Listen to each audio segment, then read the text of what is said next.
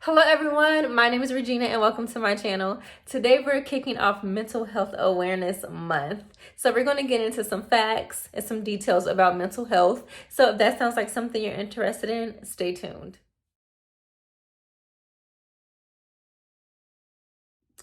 All right guys, so let's get started. So grab yourself a drink and let's talk. Let's chit chat, okay? So a while ago I was doing some research on the topic of psychosis. I know I feel like psychosis is not talked about a lot. Maybe it could just be me. I know depression is talked about a lot because a lot of people are dealing with depression. I do plan on making a video about depression as well.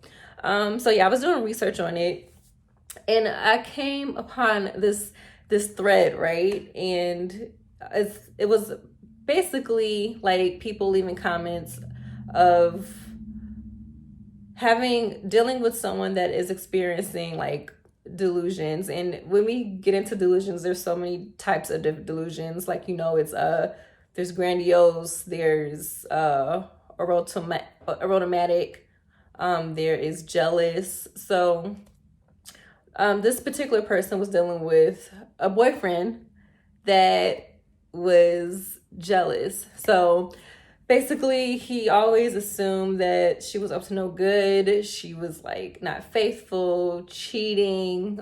He just didn't trust her. And that is definitely a thing. People actually do deal with that. So I remember reading that and reading other stories, that things that people were going through. And it was just like, it was shocking of the things that people had to say, and not even the things that people were saying that they were going through. It's just there's so much research out there about that topic, and it gets, if you really dig it gets to the point where it's kind of scary. It's dark, but yeah, and I remember a therapist going back behind her and saying that dealing with someone with that type of delusion is quite difficult. And if I can remember straight, because it's been a while, he was asking her if she had any kids with them, and letting her know that her safety is very important. So if you feel like you're not safe and there's no kids involved, they're not married, then that's a situation that you need to remove yourself out of. Because let's face it, sometimes when someone is extremely jealous, and it could be a chance that person could be aggressive physically and verbally, and that is when you need to think about yourself and remove yourself from that situation. And it also made me think about it as well. I remember having a conversation with my coworker about this. We were saying, like, how would you feel like if you were dating someone and you found out that they had a mental illness? Like, how would you react to that? Like, how would you feel about that? And I'm like, that's a good question, because nowadays, I'm going to be honest with you, especially working at a mental health hospital, like, you can meet someone and you'd be like, oh, this person he's attractive, seems like a cool guy. And then you're like, well, there's another side to him.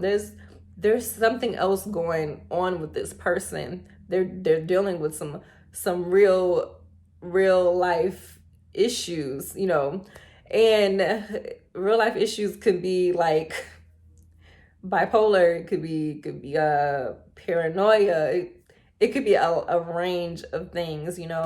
So we're talking about it, and I was just like, honestly, it depends. Now, if that person is compliant, or is really into, or is really seeking help, want to receive help, open to it, and they're on point with medication and awareness of what's going on with themselves. They have a lot of self-awareness. They know, okay, I need to work on this, that, and I need to improve.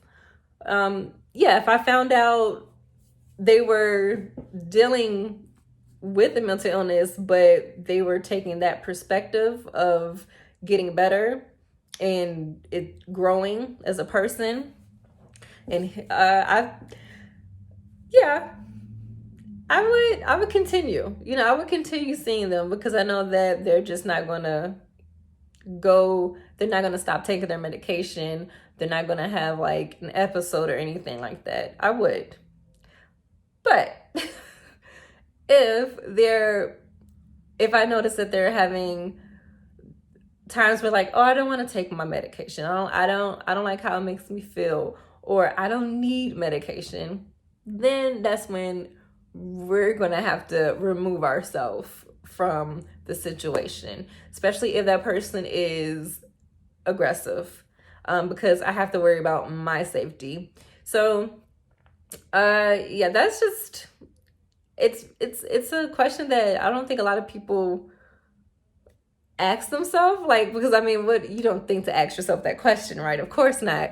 But it's interesting. Like, would you date someone, like, if you were seeing someone and then you found out, oh wow, you deal with this, would you stay with them? That's a real life question. That's really interesting. So yeah, I was doing a lot of research on that at the time. I don't know, I feel like there's a lot of people out there that are with someone, or maybe not even with someone. They could just have a family member that is dealing with a mental illness, and sometimes you just look at them like, what is going on with you? Why are you acting this way?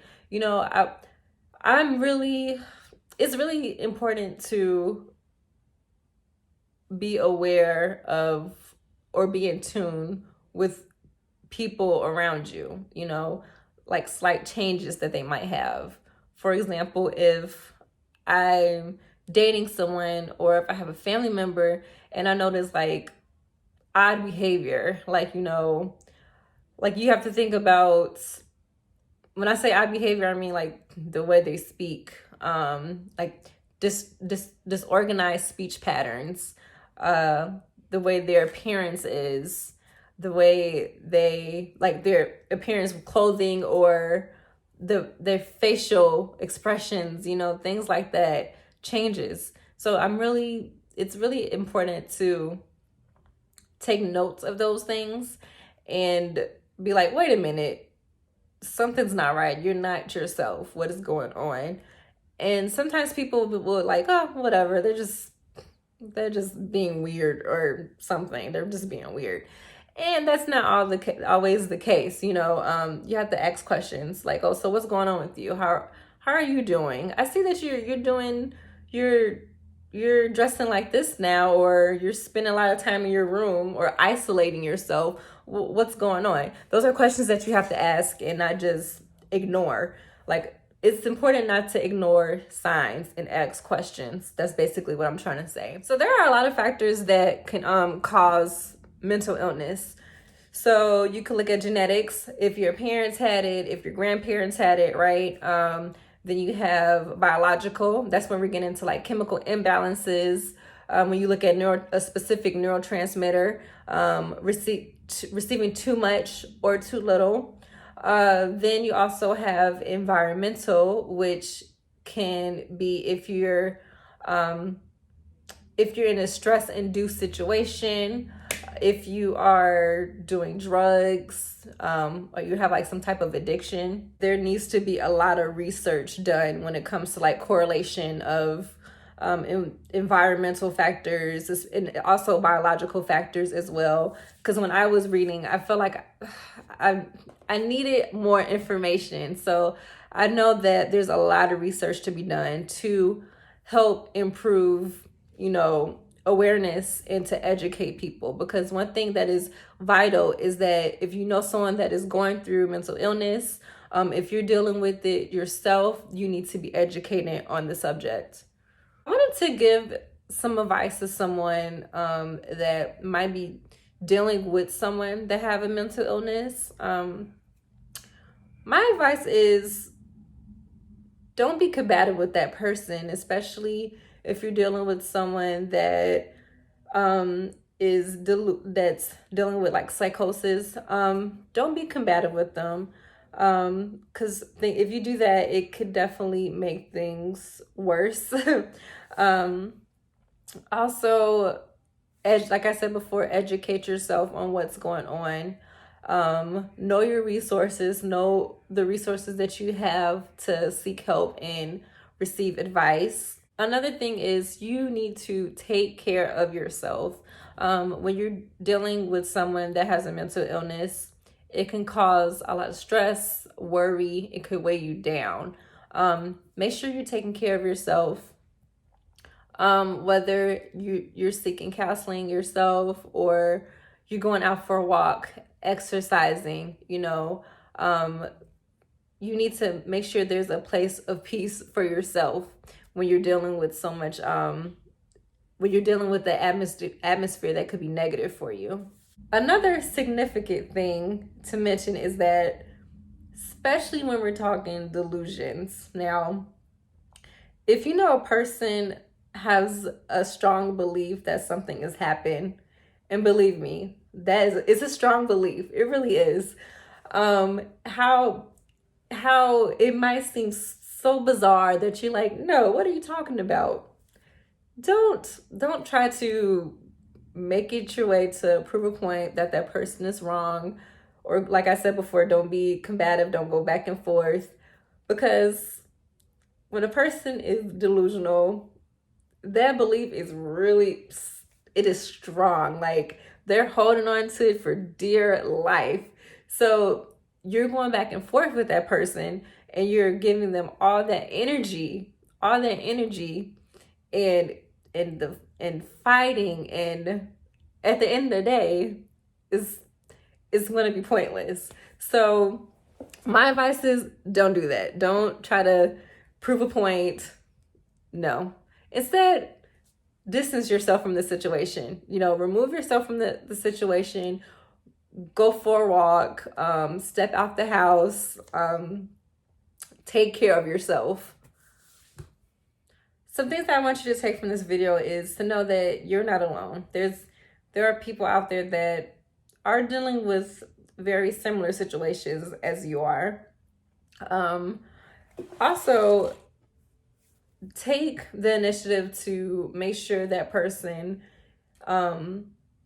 is going to receive help. Try. You want to make sure that you try, because you'll be surprised. There might be some people, and we're not just talking about delusions, we're talking about mental illness, in general. There are some people that are willing and will accept help. So you have to try. Know the signs. Know when that person is not themselves.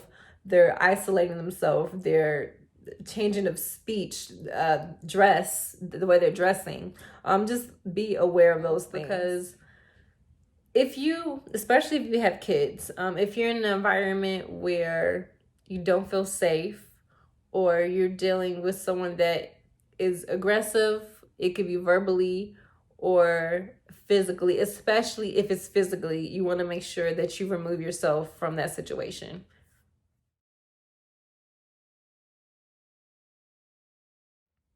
All right, guys, that concludes my video. I do plan on making another video. Well, I actually filmed that video already. What am I talking about? It's a more lighter video, so it's going to be based off one of my favorite shows, This Is Us, and how they were talking about mental health. And it's way lighter, so that's something that all you This Is Us fans could appreciate. And then I also plan on making a video about me working at a mental health hospital, also a video about depression. So if you did like this video and you want to watch more of the mental health videos that I'm going to be making, don't forget to subscribe, like, and comment, and I'll see you in the next one. Bye.